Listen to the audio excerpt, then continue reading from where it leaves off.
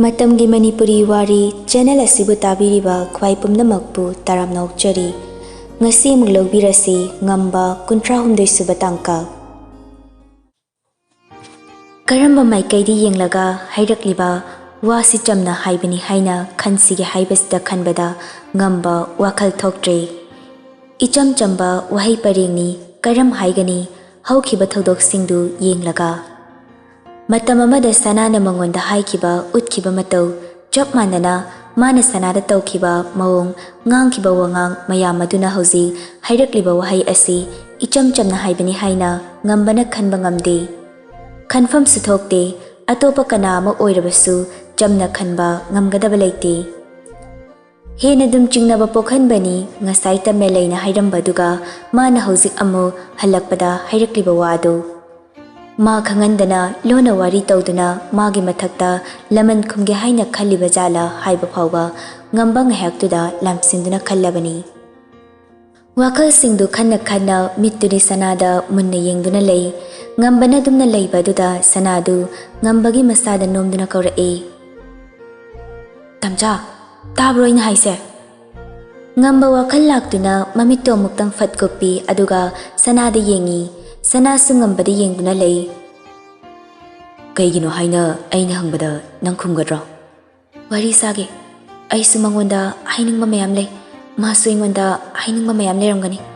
sungay haidana unsi chupalay kiba yamna wagani Sawba sungamde nangonda chaygi khalasu chayba ngamde aygi pangal lawsing pumnama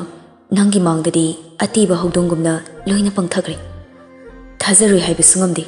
nangna hairappa waduda Chatlo haina chinsina haiba sungamde madugi thongna masu aingonda leite sana jangsin du ngambagi makutu paiduna hairei tamcha mamang thakta aina tamcha da hairudaba mayam ma haikrabasu ai hauziti tamcha bu phattana khanba mata leitre tamcha na khalibada ai su khangi adumna ai tawri tamcha na ingona thamli ba thajabada ai mangaluye sana Aigi mihulgi makolse nang tabra Sana mamittuna ngambada thangatuna yenglaga tadi haibagum mangaktu fatfat hai ngamba makut yetuna sanagi lukhamda paiduna nakong mapaduna magi thabak mapada ngathaduna thamalli Taraba Hana adumna chongamba mihunnate aina fana sauduna taina fam khangda prok chakla fawbada adumna chongkhiba leite Adubu nangi maramna ngasidi khongjal yangna chongliba mihuse aigi pangalna phathaba ngamba oidre punsida amukta tawraktaba mayam ama nangi maramna tawkiba ngaktani aibu thajadaba aduna nangi wakalni adubu sana ai asumna hana tawramdabani nungsiba haiba nungsiba sigi mayaise ka hena kalami pangal thongna utpa sungamda ayamna wai karamba wahaina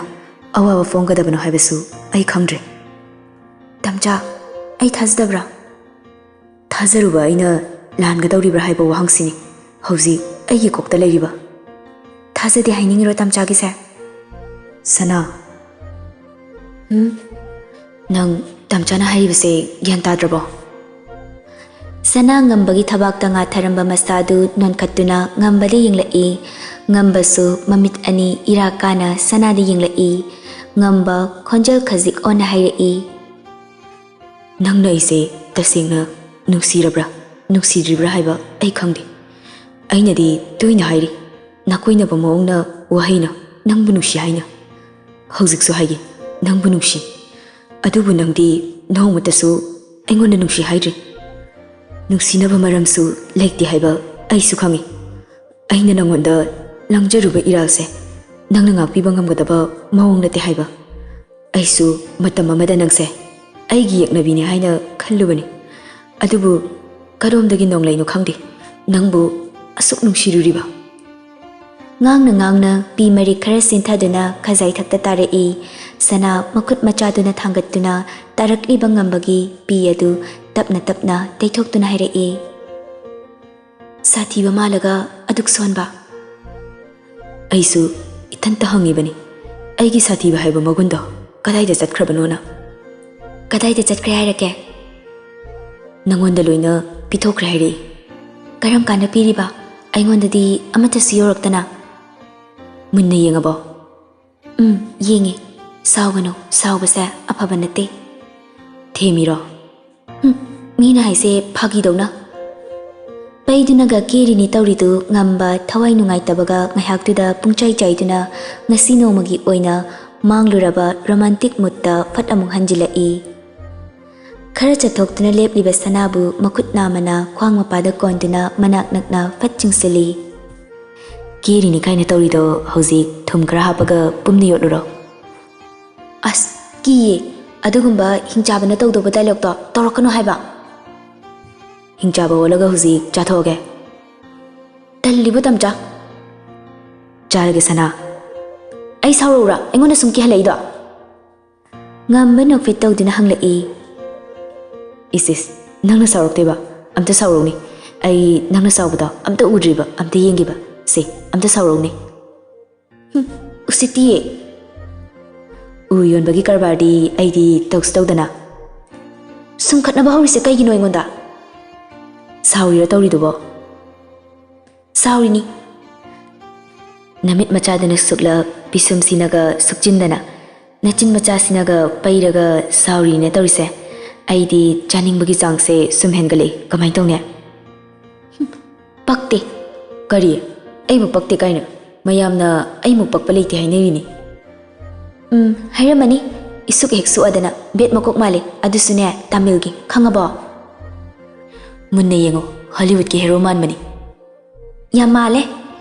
aduni yamman mani hai seina nupi dagi chin kanba nangni helamni ngangna baga ngam jate ai muk lemba leite hai se nang khangdaba nangdi ai gi maramda amte khangdaba yam leme nupi pharaga lawba nangbu kamaina leme haidiba pambagi pharaga lawri ni kaino pamdragabu matam mangkai amuk phana kidro haizilu bet nupa angang napchobi aibu bet nupa dum haiba nang hauzik swaida ai kaura kapkero aidi kado kapi deba kapi roina yengna se haibraba hauzik yengna sine ngamba ko lamba du thadok laga mamit ani du haifet khuzin dina yenglaga haira I asida lay yellow color ge masapado adu fazabra kaide sapano aidi khangdena ngambana khudom bithiliba domda mangak tu thangatna yengi adumna sanana yenglingai ngamba makhol thokhanda nakanda leiriba lei pambi dugi marumda lotli sanasu mamsilakpaga udradina wangang nangang silai udida mamga mambasida onthorakpada ngamba leiramdaba duda mangak tu koire leiduna yenglai udrabaduda mathanda soli laknari ba kaido oirmale masigi hingchabagi dialogue to bunu pase thi su thi biroi tabdaina ngamba sutai sanana murum sonbadu makhol thokanda atopa lei makhong amagi marumda amuk chattuna sanana leiriba dudagi khara lapthoi pocket tagi phone du lokthokuna ngasai mana pairamba phone duda haplamba number duda call tokshili sana so phone du lokthokuna yengi ringking lakpa duda ngasai makai paibadu contact changduna check torudi ngambagi number yawi haibes khangde horen ngambadagi lauraga save toge haina khalingai tauramliba save ko tawduda tawra ibadu kanano haiba sana khangi tamchai pureba calling nokfet tongna call du receive tawi nangna lotlasu aina thisu thibiroina lehoro na tomta ai chale ngambadu khonjel ka piksinduna tapna haira I aidi mapanda thoi yamale aseng bai thoi aikhoi garden do hainabi am leibani ko nupi mathanta leibadana helina haibani amamba maraktuda nathanta leido kida tawzanu khoima hingchaba adumai haizanu ko sanadu mathanta khangprek khangduna peri peri ngangba horai mai thangalak-taba oibana mamle garden manungdu garden gi switch tusu changakfamduda panbani adutana amuk thoktuna mai thaluba ngamlaroi tasingna kire sanadu mangaktu koirei leiduna yenglaga hairai tamcha adumai tawnu yam thuna thoro phaginati ai mapanda leri nathanta leinu thoro sana mangaktu koirei leiduna yengbada tin kangna khongbagi makholtuda bapna sagatuna mathanta pangkide kiduna kapthorakle tamcha ai asengbagi ki haibane thoro haibane Ngambadu tawriba sanagi matawduda lona yengduna noi adubu sanana tasengna kaplaklabadudadi nungaitraduna thorake tawringai sanagi matungdagi premna Itemi macha kaino tawridubo Sanasu makutna nakongda thamduna pairamba phone du makhada fat thangthaduna maning handuna yenglai prem leptuna leirambadu ubada mapidu fatfatai thokduna Prem mayamda thalo Prem sumangaktu garden gi gate adomda onduna khonjal horap lawi mayamda thalo Hai kibaga fat thalakpaduda pungan ngale mai ngalakpaduda aniduna mamai leithorakpada ngambana leptuna leirambadu ubada premna dambasu leibro Mana ingonda kihandanaga tawrini lummaga leiraga mapanda lei kaina haizindana hingchaba manbase Sanadu sauningba manba mityenga loinana pendaba fongdora sanagi waduda premdi matin kut amuktang yothai premgi matawduda sanadu ngambada yenglai ngamba pisum areba makai suptuna nakanamada yengduna leirami Prem ngasidi kaino machasina kai chase ai nui teimam sa Khangde kai chasige kaino nangna chaningba mehekta kanam pizaruise ai khoidang chase kanam su pizaruidaba ai khoidang su chaduiba Sana mamitung ngambada haifet yengduna pijaningdaba yam lai swaida Prem ngambada yengduna dambaro iteimana pijaningde haise Prem nang thokro Ngambadu premdadi yengdabi sanada yengdana hairai prem suwa makha tadana thoke tawbada sanana khamai Ngaiko prem aina haibdo chase Prem sanana khamakpaduda ngambado ini yenglai ngamba araiba makai suptuna thokro haibagum yengduna leirami prem waga makha tajatri adumak thorakle kaino nangna chaningse aingonda hairo Hangakanomta ithanta thanamaga adum chatlu yadra kaidobagi amuk laino aina hangise kanadano kaino nangna chaningse Sauba manba mawng ama tawrakpaduda sanadu kiba ma yawraduna ngambada tingak yengduna khummi kem chaningde phagi tawbani phagi yamna heibro nang kaino phagi yam heiragadi ai hojik amutano halo natradi phagi tawbani hairaga kaino ne aino halo ba hojik tamcha nang kaidore haibano nokhalo hairaga kai marino mari nate ai mari tawba hite kamaino khandoino aide heisu heitana nang hojik phagi tawkidaine nokhannabe yaroi Hongthang amani thangjinduna sanagi mangda nakna lepi sana mangaktu thangatuna tingak ngambada yengi ngamba nokpasu nokte suglap amuk sahari nokhalo Sana mamit anidu thangatuna ngamba chinbal matai anidu paiduna khara chingthoi aduga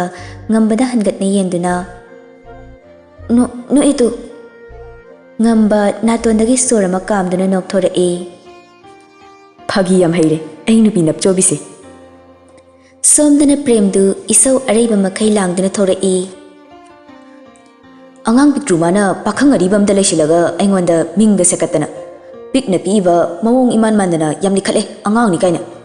aina sum nuksidana phana loina bibesta angya yaba oina ubagi mawongda khoidou sam sauni da prap changsilaga ne khatnaba hawni ko madugi kangsetuna matudu laknari ne na uwa la hole pakhatana changaga prem nang thokro kainaga as yam pendida minagi mapok haisini karino nathanta ngangi mamyamduna Tomthindu premdi yengduna hangai prem makokadu hotuna khummi punsise minagi mapokta adum loi khidore haiba mahachandani mapokse pura minagi mapokni yam pendidai phayengdara kaino ma chatlaga khara thajindragadi aigi pendabase phadau mandreba hai karan tawno hayeng antana thabak yami sidane aina minagi mapok haise yu khita thake khanba phawda hek thakpa phangdibase aibu ngasi hingsima pendana dum leibada tarabo yengningde ko lao aiga che khara yenguse ngamaro yu liter ama pithake haidi ai natradi nangna poraga thangasu aidi ngasigi thabak amta tawba ngamoi haisini phaijup chingkhalaga ne tumurani walore hai karan tawnu prem khangde ai tumba chale cha kamta charoi hayeng punna chani Magi thokpa nganglamlaga chatkhre Tomthinsu onsinnadana ngangnaba yararoi khanduna mathau tauba chatkhre. Mathangi ayukni Ngamba nahan makaidagi ngasina ka hena yahau ngalli sanadi hogatribani mana hogatpada sanabaga loiraba matung kada changakpada sanada hogatlamle bathroom changki male kadadi leramdri. Ngamba sumasa fresh oithoklaba matung mayamga tawduna breakfast athoi chaba loibaga sanaga loinana kada lai. Sanado Ngambagi thabak chatpada setnaba mafi marol puthokduna sinlangnaba honai. Ngamba su kaisu haidi thangnaba kada Tomthinga loinana thabakki matangda wari tawduna lei. Pung mapalom tarakpaduda Ngamba thabak chatnaba dress change tawba hawi. Sanasu Ngambagi mating pangi furit ki button pansili necktie punbi cordless sinbi khungup puthokduna thambi. Mafi marol loina sachin balorakpada aroiba oina gold color gi ghari du khudang de sizin hairai. Aiga thabam chaluse. Tamcha hauzik lo. Kaidino. Lapkadaba nati. Phim ta honga kige. Yare honguranu aduni hena fazare. Ngambaga loina sana gari tongduna thorai office ki lambi lomda chatpagi mahud atopa lambi amada oina lai. Lakpagi lambi da Ngamba wangangde sanadu kadaidano khanna Ngambada muk yenglakpani adubu Ngamba hanna fawba yenglakte. Gari do sungthaurakpana hotel amagi mamangda khami sanadu Ngambaga loinana hotel manung aduda changai. Ngamba sanagi khudangdu chetna paiduna lakpani sana gyanmin tada Ngambada mukyeng hotel dugi akoibado mukyeng tawduna changlai.